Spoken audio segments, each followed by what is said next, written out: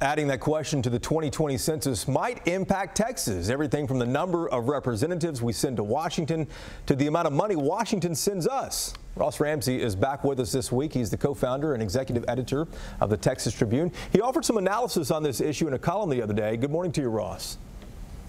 Good morning. Let's talk about how this might impact Texas, because you laid it out pretty clearly in the column. You know, Texas already has some areas that people are slow to respond to things like the census, where it's hard to collect information.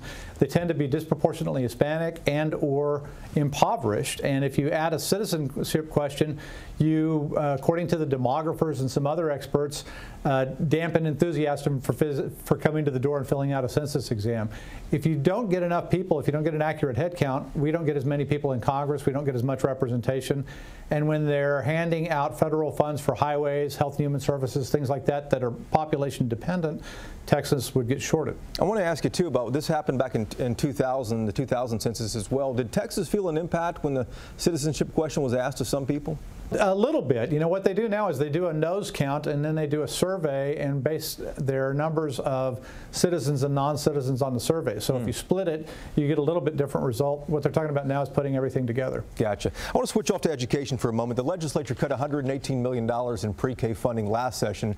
Districts are scrambling to make it up now. How likely are lawmakers to restore any of that next session, considering they will be working likely with a smaller budget?